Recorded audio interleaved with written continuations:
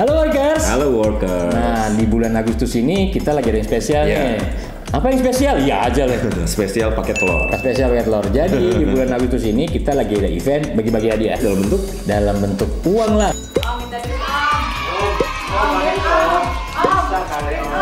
Kalau dalam bentuk kerupuk pasti banyak.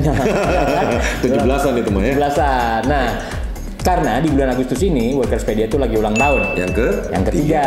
Jadi kita akan bagi-bagi uang jutaan rupiah. Hadiah ya. Bagi-bagi hadiah. Nah, syaratnya gimana bro? Buat teman-teman workers nih, syaratnya kalian tinggal tontonin konten-konten dari Workerspedia. Gampang kan? Nah, di situ nanti akan ada pertanyaan yang isinya adalah seputar konten-konten dari Workerspedia. Pertanyaannya ada di mana? Pertanyaannya ada di Instagram dari Workerspedia @Workerspedia. Jangan lupa untuk di follow juga ya. Di follow juga. Jadi kalian syaratnya adalah harus follow Instagram Workerspedia sama harus follow juga YouTube-nya dari Workerspedia. Follow, subscribe. Subscribe, komen dan like. Subscribe, komen dan like. Dan jangan lupa juga untuk ditonton ya. Ditonton. Oke, sip. Sat. Langsung dapat kerja di Workerspedia. Bye.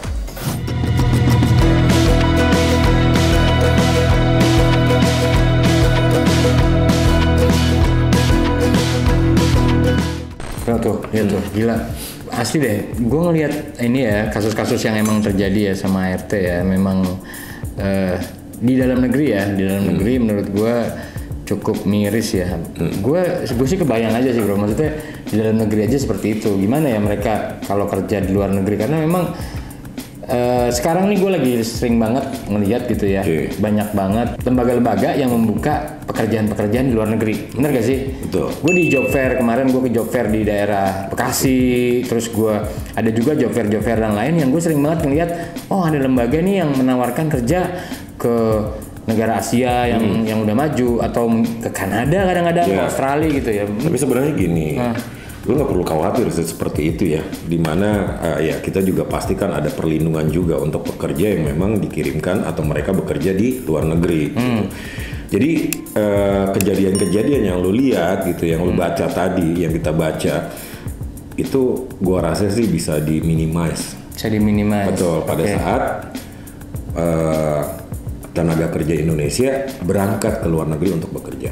Kali ini kita akan ngebahas nih soal untung rugi atau plus minusnya orang bekerja ke luar negeri. Betul. Ya, kalau buat gua, poin yang pertama buat gua adalah ketika seseorang itu kerja di luar negeri, pertama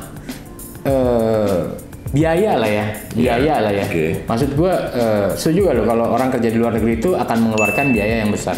Tapi mereka juga akan mendapatkan pendapatan yang besar juga. Jadi menurut gua ya nggak masalah lah modal di awal berapa, tapi mereka dapatnya justru lebih besar pada saat mereka bekerja di sana.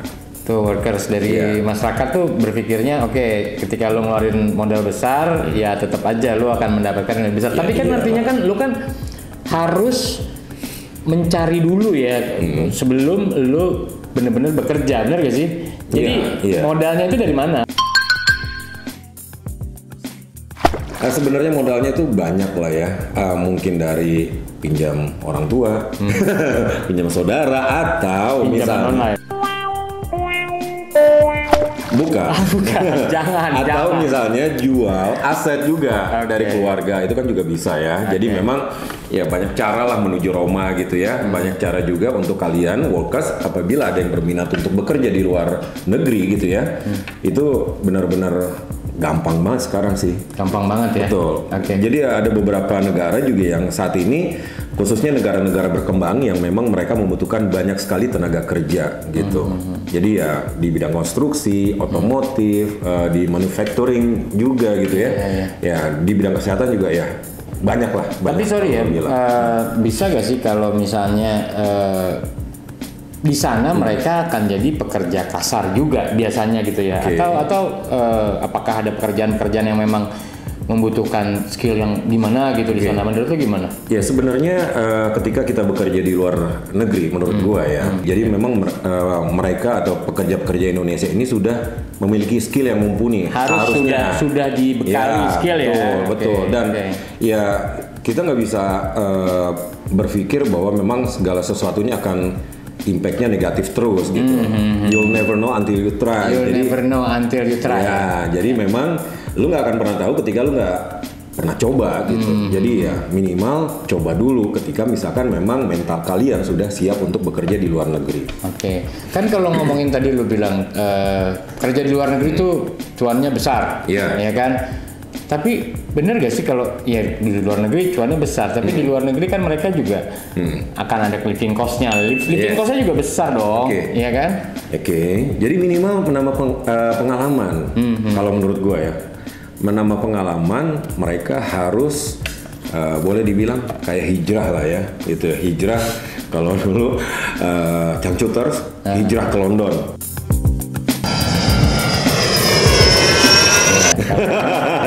Ya jadi ya boleh dibilang ya mereka akan mengembangkan diri mereka dengan apa yang mungkin mereka pengalaman yang sudah ada di mereka di Indonesia itu bisa dipakai pada saat mereka bekerja di luar negeri. Itu juga akan jadi masalah loh menurut gua. Jadi mereka dengan gayanya mereka ya cara berbicaranya udah pasti beda ya, maksudnya agak ungunya. Nah itu gimana mereka dibekalinya seperti apa tuh kalau misalnya mereka keluar negeri itu? Sebenarnya lo kayaknya ngomong-ngomong kayak jangan-jangan lu punya BLK ya?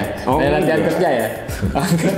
LPK, dia punya LPK jangan-jangan nih. Ya untuk kalian yang memang belum nonton untuk BLK, nih kontennya ada di sini nih.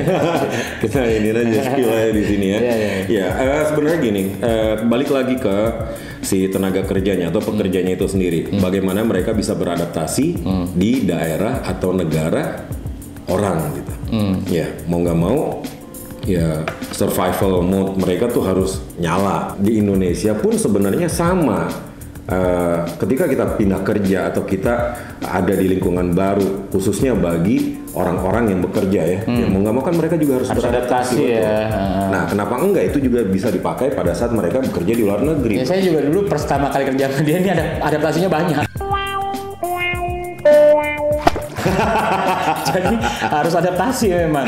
Jadi memang kunci pertama itu adaptasi. Jadi intinya sebetulnya mungkin sama kali ya sama kita kerja di perusahaan baru. Artinya kalian ketika mau bekerja ke luar negeri harus riset juga harus ya. Ya, tapi kan lu kan yang kontranya, kenapa lu jadi ini gua? Ya nggak apa-apa. Kan ceritanya gua udah mulai terpengaruh. Tapi ujungnya ujungnya gua kontra lagi nih.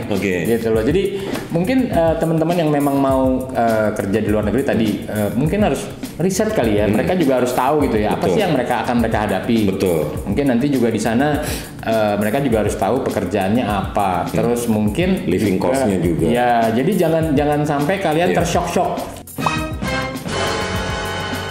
Artinya jangan sampai kalian terkaget-kaget gitu loh. Kalau misalnya kalian udah masuk ternyata anjir biayanya mahal. Nah tiba-tiba nggak bisa nerusin kan itu repot ya. Nggak tahu di tengah jalan berhenti. Iya. Terus nggak punya penghasilan. Utang udah banyak lagi jangan-jangan. Nah tapi gue memang itu sih hal-hal itu yang perlu gue tanyain sama memang. Ada gak sih lo kenalan yang emang udah kerja di luar negeri gitu? Jadi gue bisa benar-benar yakin kalau ya memang bisa benar-benar menguntungkan gitu loh. Itu kan jadi relasi gue lagi ya dipakai. Ada bro, Workers ada. Jadi ya ikutin terus konten dari Workerspedia. Gue akan ngenalin salah satu. Ada ya? Iya ada. Siapa temen lo? Ada teman. Teman cowok? Mau cowok ya?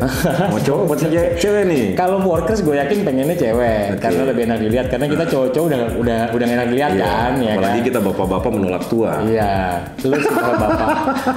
Jadi ada ya? Ada. Kita bisa ngobrol-ngobrol sama dia. Boleh. Workers, nah kalau kalian mau tahu nih seperti apa sih kerja di luar negeri, dia kerja di mana bro? Kalau nggak salah di Jepang. Di Jepang. Nah kalau kalian mungkin kalian mau lihat seperti apa sih kerja di Jepang, mungkin dia bisa cerita nanti apa sih yang ada di Jepang, dia gajinya berapa, apa segala macam.